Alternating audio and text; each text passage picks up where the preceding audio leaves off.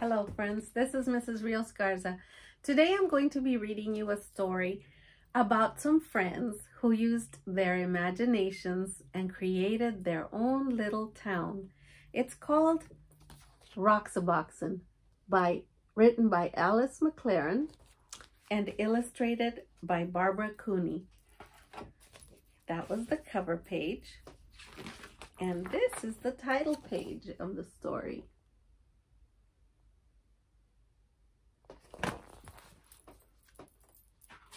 Here we go. Marian called it Roxaboxen. She always knew the name of everything. There, across the road, it looked like any rocky hill. Nothing but sand and rocks, some old wooden boxes, cactus and greasewood and thorny ocotillo. But it was a special place. The street between Roxoboxen and the houses curved like a river, so Marian named it the River Road. After that, you had to ford a river to reach Roxaboxen. And there are their homes, and here is Roxaboxen, the town the friends created. Of course, all of Marian's sisters came. Anna May and Frances and little Jean. Charles from next door, even though he was 12. Oh, and Eleanor, naturally. And Jamie with his brother Paul. Later on, there were others, but these were the first. Well, not really the first. Roxaboxen had always been there and must have belonged to others long before. There they are. When Marian dug up a tin box filled with round black pebbles, everyone knew what it was. It was a buried treasure. Those pebbles were the money of Roxaboxen. You could still find others like them if you looked hard enough. So some days became treasure hunting days, with everybody trying to find that special kind. And then on other days, you might just find one without even looking. There they are, looking for treasure.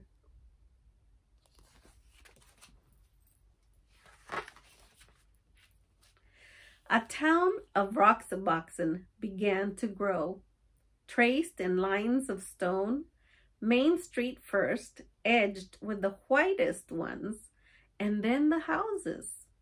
Charles made his of the biggest stones. After all, he was the oldest.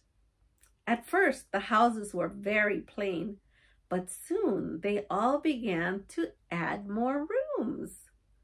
The old wooden boxes could be shelves or tables or anything you wanted. You could find pieces of pottery for dishes. Round pieces were best. And there they are, their town. These are the streets, and they lined them with those white rocks.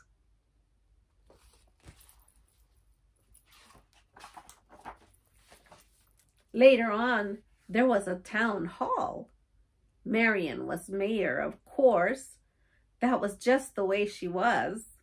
Nobody minded. And there's Marian being the mayor.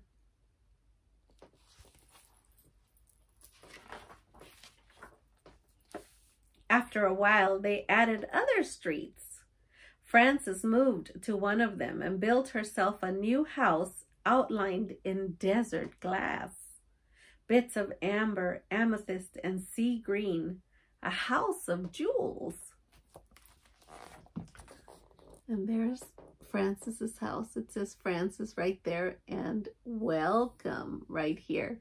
And look at all those jewels she lined her house with.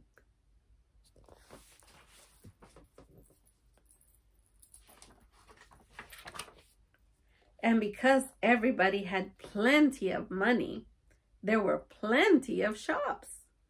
Jean helped Anna May in the bakery. Pies and cakes and bread baked warm in the sun. There were 2 ice cream parlors.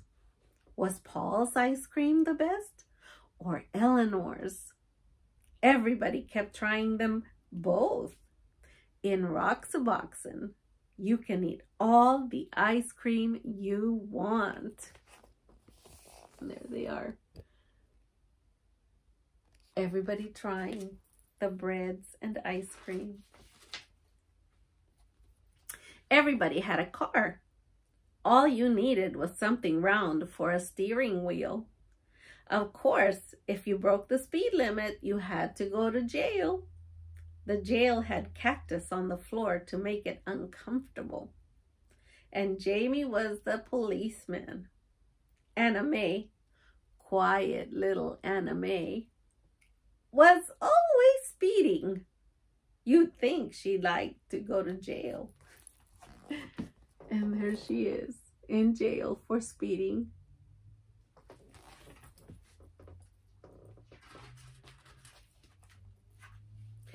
But if you had a horse, you could go as fast as the wind. There were no speed limits for horses, and you didn't have to stay on the roads. All you needed for a horse was a stick and some kind of bridle, and you could gallop anywhere. And there they go, everybody galloping everywhere.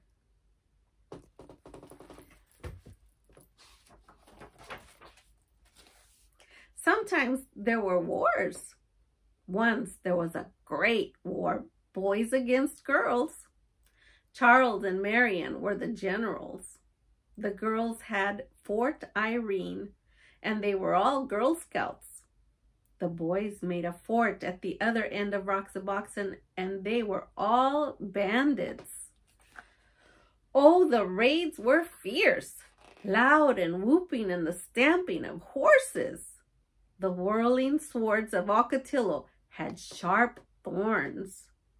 But when you reached your fort, you were safe. And there they are.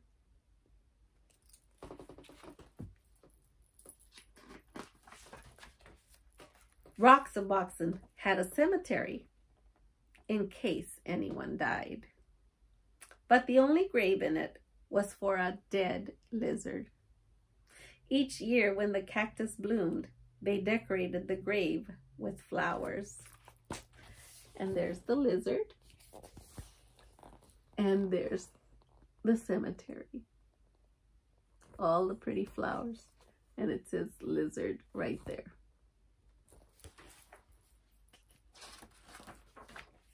Sometimes in the winter, when everybody was at school and the weather was bad, no one went to Roxaboxen at all, not for weeks and weeks. But it didn't matter. Roxaboxen was always waiting. Roxaboxen was always there. And spring came, and the Ocotillo blossomed, and everybody sucked the honey from its flowers. And everybody built new rooms, and everybody decided to have jeweled windows.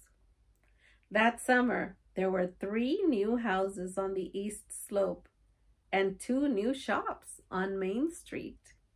And so it went. The seasons changed and the years went by.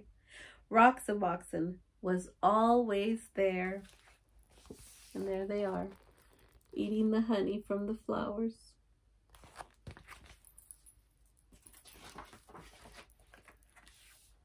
The years went by and the seasons changed until at last the friends had all grown tall, and one by one they moved away to other houses, to other towns. So you might think that was the end of Roxaboxen. But oh no, because none of them ever forgotten Roxaboxen, not one of them ever forgot. Years later, Marion's children listened to stories of that place, and fell asleep dreaming dreams of Roxaboxen. Gray-haired Charles picked up a black pebble on the beach and stood holding it, remembering Roxaboxen. More than 50 years later, Frances went back, and Roxaboxen was still there. She could see the white stones bordering Main Street, and there, where she had built her house, the desert glass still glowed, amethyst, amber, and sea green.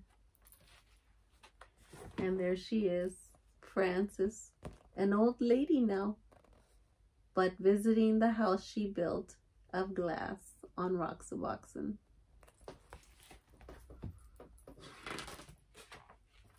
Here's the note. That was the end of the story, friends. And here's a note from the author. On a hill on the southeast corner of 2nd Avenue and 8th Street in Yuma, Arizona, there is a place once known as Roxaboxen. The events in this book really happened to Alice McLerran's mother. With the aid of her mother's childhood manuscript, the memories of relatives, and letters and maps from the former inhabitants of Roxaboxen, Alice McLerran was able to recreate that magical world as if she had played there herself. She presents us with a celebration of the active imagination, of the ability of children to create, even with the most unpromising materials, a world of fantasy so real and multidimensional that it earns a lasting place in memory. My wish for you, friends, is that you can use your imaginations to recreate or to create a place where you can have fun and enjoy yourselves and create memories that will last a lifetime. Until next time, this is Mrs. Rios-Garza. Bye.